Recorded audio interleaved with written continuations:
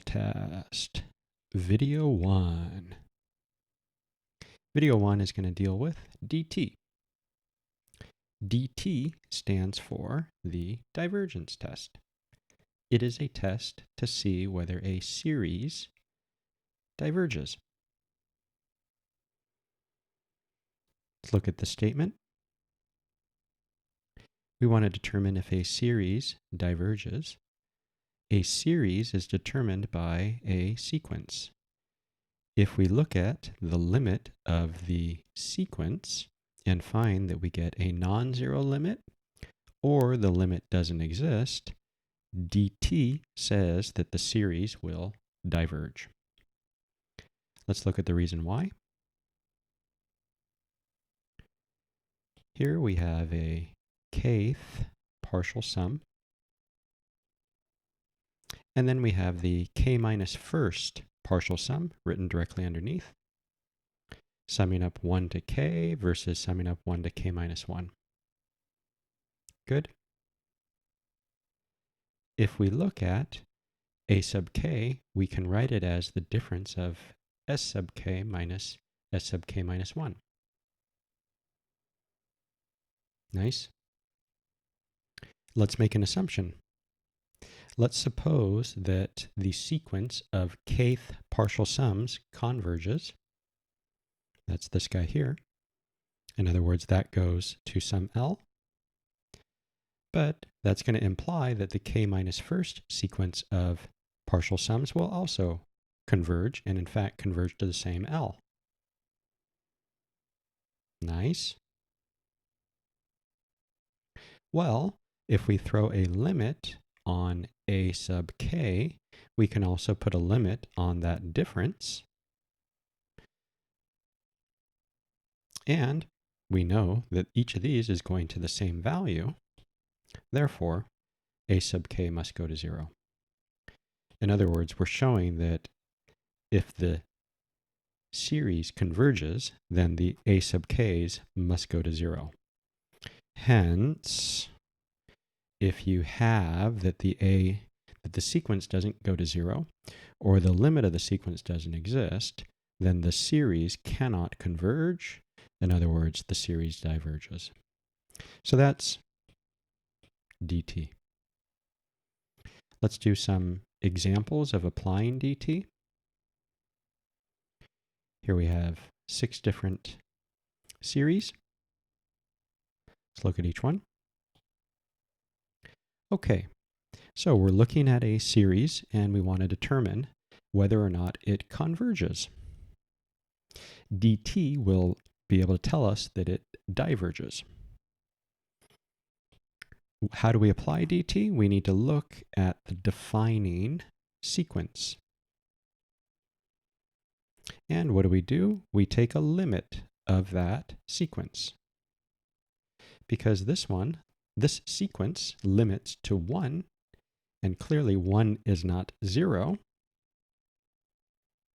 then we can conclude that this series diverges. And what test are we relying on? We're relying on the divergence test. Good. Try the next one. All right. Well, in this situation, a sub n is 1 over n squared. That does limit to 0 as n goes out to infinity. And therefore, divergence test has nothing to say. This may or may not converge. In fact, it will converge, but we don't have the tools yet to show that.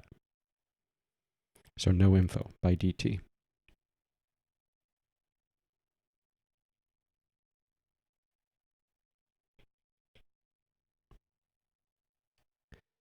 Next one. The sequence defining series number 3 is cosine of n. And if you think of the cosine wave goes up and down. So this is not going to tend, and the points that we're picking on the cosine wave are rather arbitrary. So this will not converge. lim n goes to infinity, an does not exist. That's all that we need. And we can conclude that this series diverges. What test are we using? We're using the divergence test. Nice. In series number 4, nearly identical, an does not converge. Therefore, the series given by an diverges. And how do we know that? Because we're applying the divergence test. Very nice. Couple more. In series 5, well, that's very close to series 2. Just looking at, we have 2 copies of the index in the bottom, a constant 1 on top, 2 copies of the index in the bottom.